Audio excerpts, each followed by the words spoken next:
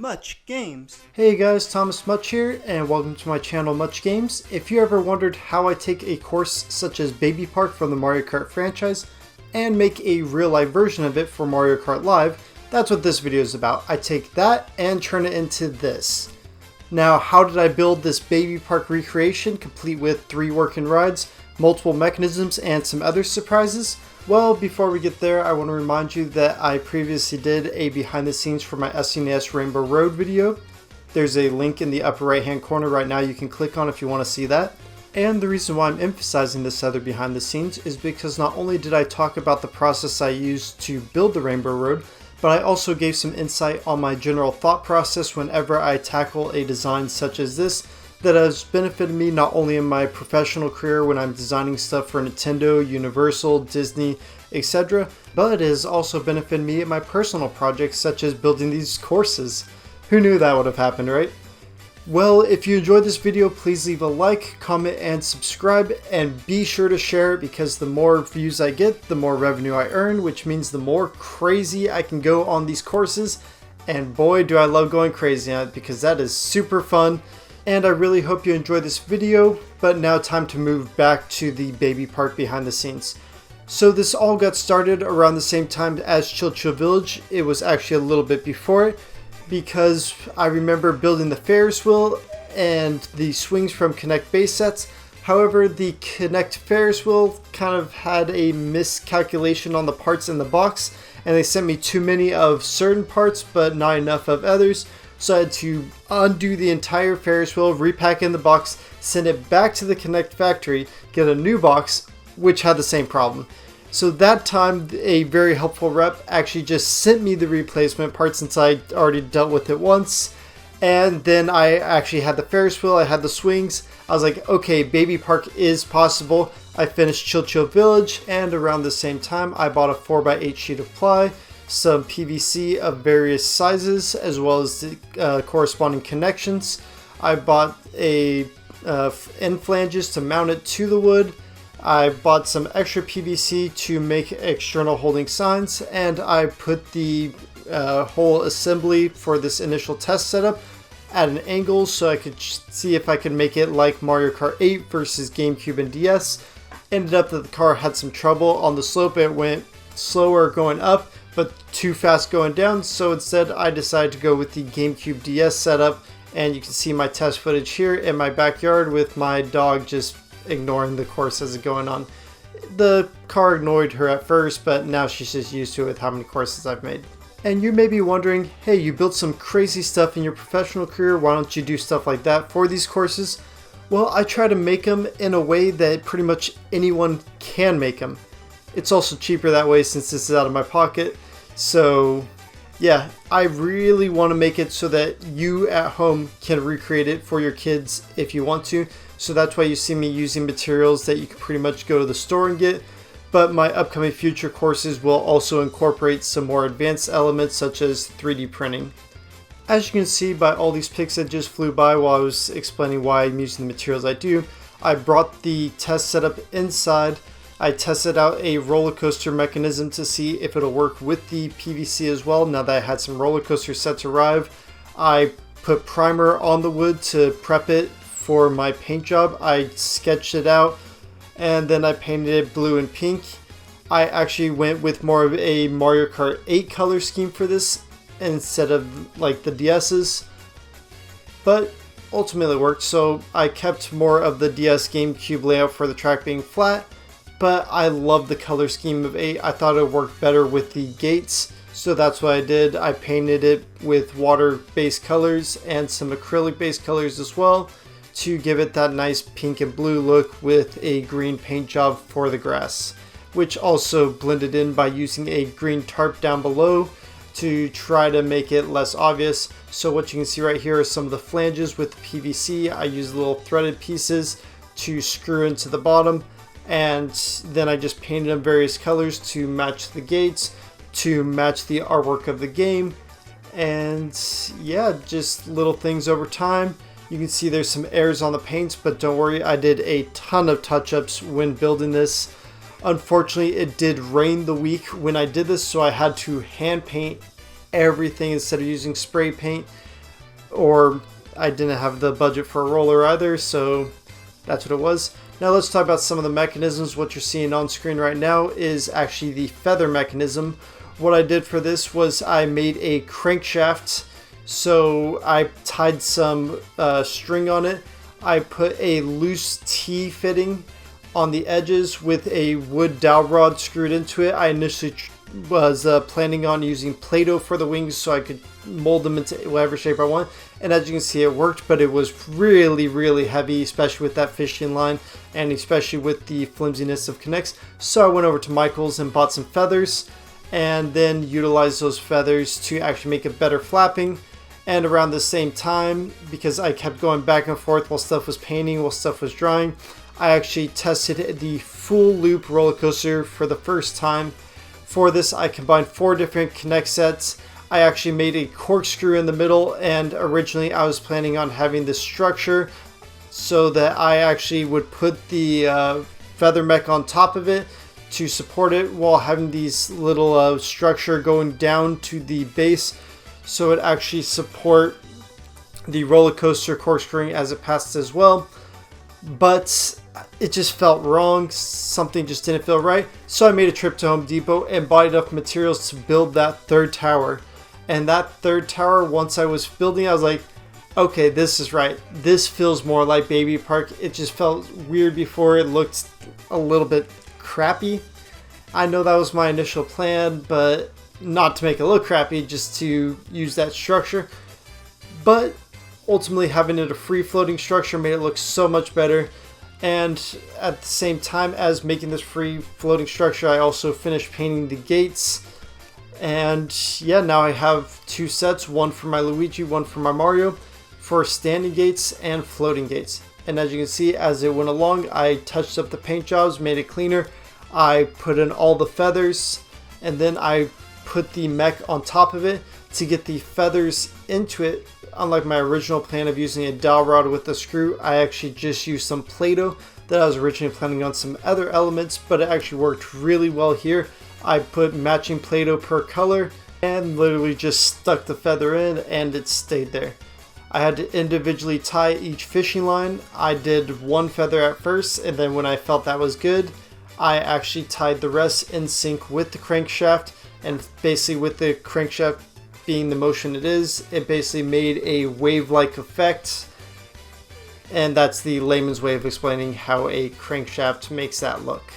Pretty much you just offset the individual linkages, and as it'll rotate, it'll basically pull them up in a cyclic motion. Pretty much think about how your engine works with its cylinders. And basically because of how well Chill Chill Village looked with whiting out the entire background with white sheets and stuff, I actually wanted to basically envelop this course with poster boards to make it look like a sky effect. Instead of seeing my living room, I just thought it would look more realistic, more like you're actually in the world by bluing out the actual background, and I think it was worth it. I tried this initial one with just putting a couple poster boards before buying more of them, because at $5 a pop, that added up pretty quick. And as you can see, the roller coaster is actually going around the loop multiple times, so I was super happy about this because I had actually quite a bit of trouble with loading. You saw my initial test of the corkscrew, I had 4 running at once, but that ultimately created a lot of problems. They kept bumping into each other, kept knocking each other out, so I settled on using only 1 car so you'd see it less, but it still looked good. And I started painting wood square pegs and chopping them up, as well as just having wood regular plain flat ones and just hot gluing them on the course to actually make fencing. I did this around the exterior and the interior, but first I started with the exterior because I knew I had some wiring to do on the interior and I wanted to test how it would be driving.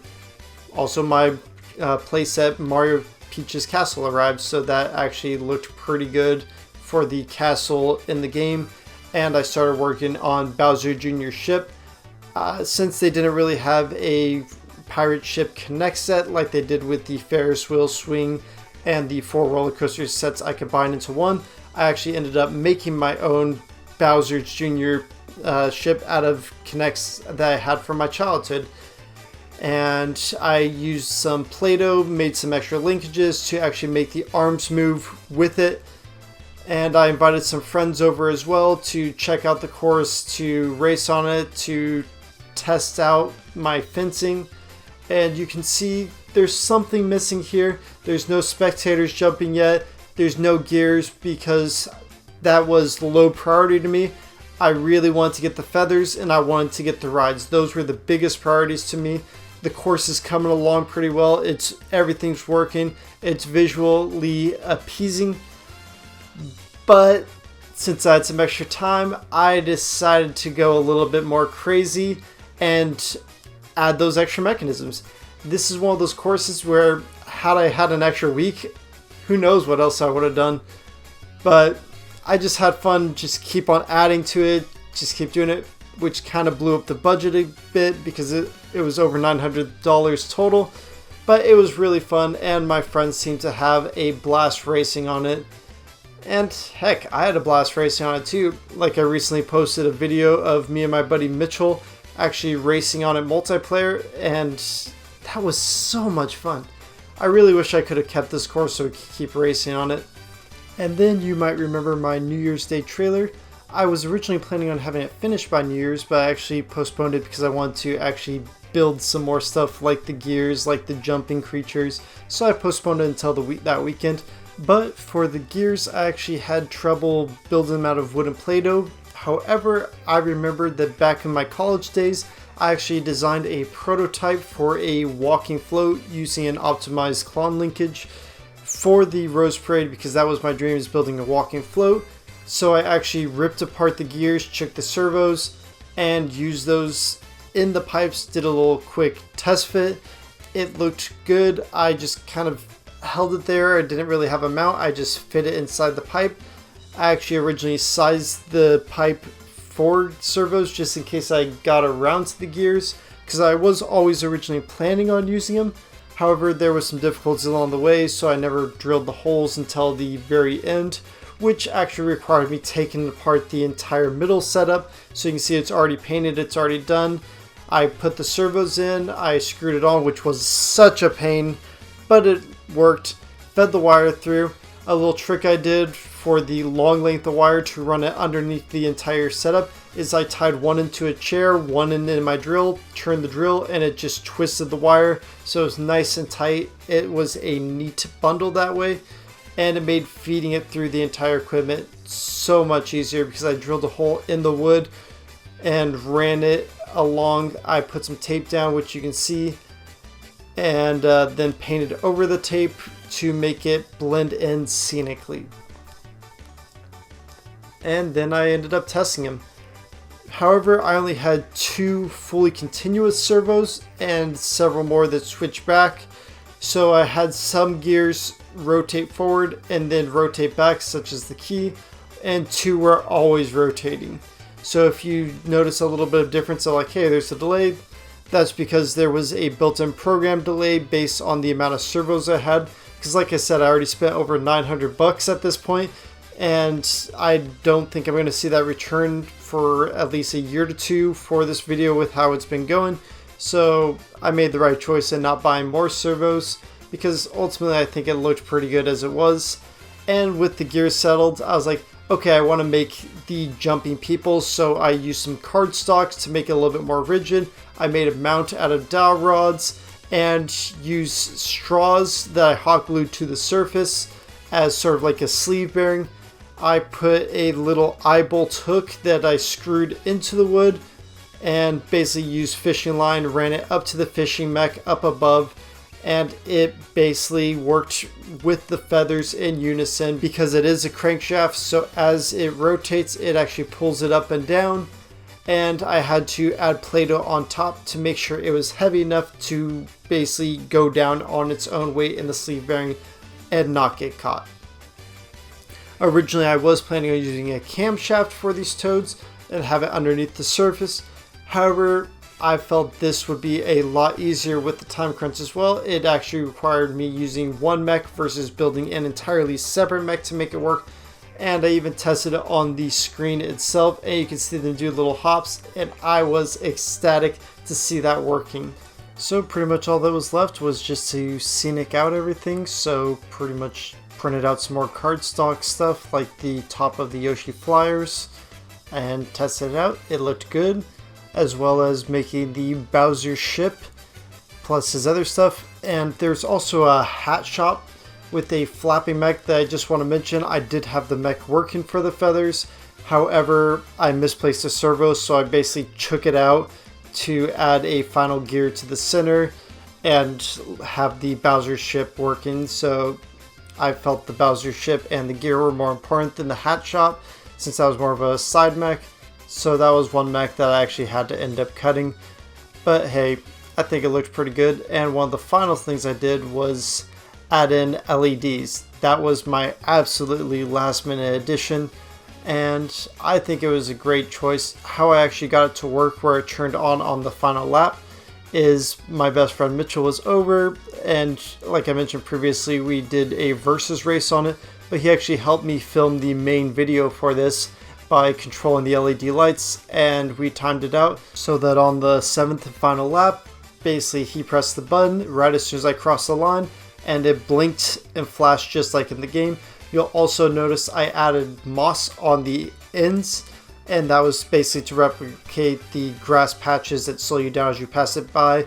And here's an external view with the whole case enveloped, as well as my friend Jason, who came over for a live stream versus that did not go very well. We actually had a blast playing it, but the audio got really messed up with something on the recording, so yeah.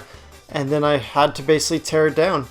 I actually sent out some invites to several big YouTubers such as Attacking Toucans, Completionists, TWD98, Arlo, and a few other big ones in my areas in hope that I could actually race them and do a collab with them, but I didn't do it right and I didn't hear back from them at the time.